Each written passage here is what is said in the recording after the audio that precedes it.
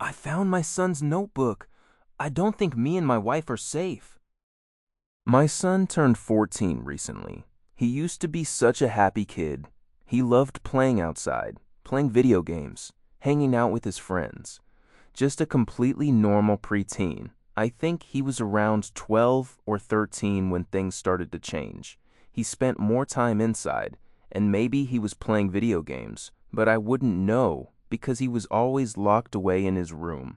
He started dressing in all black. I asked him why he didn't like his old superhero shirts anymore, and it broke my heart when he said, "Superheroes are stupid," and shut the door in my face. I talked to my wife about it, but I think she was in denial. "Boys will be boys," she said. "Everyone has to grow up at some point." It hurt to hear, mainly because part of me knew. I saw the warning signs. He seemed to be attracted to darkness. The light in his room never seemed to be on. It was always dirty in there. Empty energy drink cans and snack wrappers everywhere. I tried to look past it. I tried to believe it was just a phase, but the black metal, angry, hate-filled music that always blasted from that room was enough to drive me to the brink of madness. I tried my best to ignore it, but he was disrupting our peace. I wanted to approach it in a helpful, positive way. I'd ask if he wanted to join me on a walk in the park, or maybe catch a movie together, or even play catch in the backyard. He rejected every approach. It quite literally seemed like he hated me.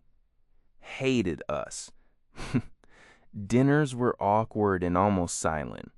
We tried talking to him about school, but he was so avoidant. We found out why when report cards came in. He was failing nearly every single class. It caused a lot of arguments. If he failed, it meant we failed. And us failing is what I think caused a lot of the tension. We became more strict. We set bedtimes. No video games until his schoolwork was done. No more energy drinks and no more seclusion.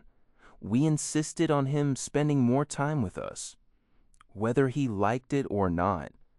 We didn't know what was causing the change in him, but I was damned if I was going to stand by and watch him slip further and further away. I couldn't stop thinking about who he used to be. That laugh that didn't seem to come around as often. Those Christmas mornings where he looked at me and my wife with nothing but love and affection. That love seemed to turn to hatred after we tightened our grip on him, though. I wanted to blame it on hormones, but his hatefulness exceeded normal teenage angst. He started cursing at us, screaming until his vocal cords would tear. We even had a few physical altercations because I wasn't going to be disrespected in my own house.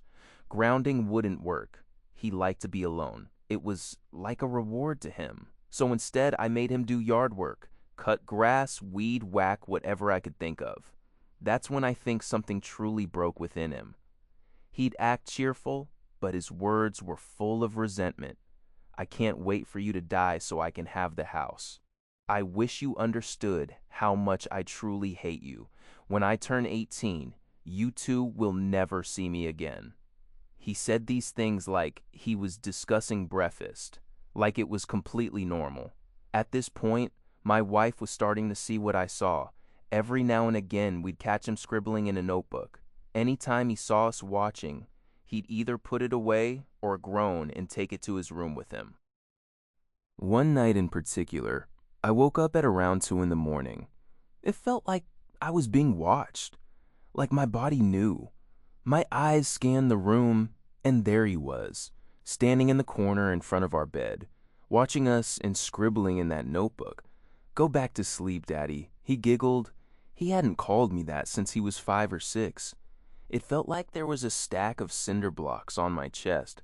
I asked what he was doing, and he didn't respond. I asked him to go back to bed, and he sighed like I was inconveniencing him and stomped out of the room. That night was the last straw. I intended to look into counseling as soon as I could the next day. I did what I promised myself I'd do and set up the appointment. But when I went to his room to tell him about it, I found the room empty. It smelled musty in there. The sheets were mangled and balled up on the bed. Trash littered the ground in his nightstand. But his desk was completely clean. On it rested that notebook he'd been scribbling in recently. I couldn't help myself. I had to know. I had to see what he was writing. I knew it was about us, but nothing could have prepared me for what I read. He detailed his plan to kill us. I don't even want to write what he said he'd do. It was graphic. It was gruesome. And it was in that same messy handwriting that he never seemed to grow out of. My jaw dropped more and more with each paragraph. My heart raced faster and faster. But before I could finish, I heard a toilet flushing in the hallway. I couldn't move. I was frozen in shock. I heard his black combat boots approaching. I heard the door push open, and I heard that giggle that I hadn't heard in what felt like years. It was malicious this time, more sinister. I couldn't face him. The notebook shook in my hands as I gripped it tighter and tighter. "Daddy," he whimpered.